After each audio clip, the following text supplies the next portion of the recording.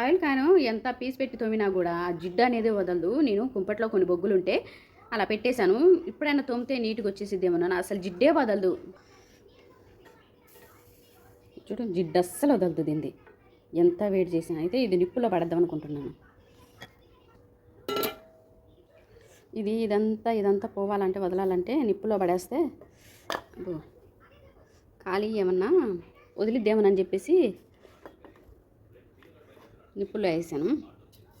చూడండి ఇది కొద్దిగా పర్వాలేలే కానీ కొంచెం ఒక మాదిరిగా చుట్టూ ఉంటుంది. ఇదంతా స్టీల్ పీస్ పెట్టి రుద్దాలి.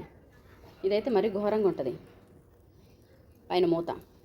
ఇది ఎన్నిసార్లు తోమినా కూడా ఇట్లాగే మడ్డిలాగా ఉంటుంది చుట్టూ. ఆ జిడ్డు అనేది అస్సలు వదలట్లేదు. వాడేది సన్ఫ్లవర్ అయినా కూడా ఏదన్నా ఆయిల్స్ ఇంతే ఉంటాయి అనుకుంటా. ఇంకా వేరుశనగ నూనె అయితే ఈ విధంగా అవ్వదు.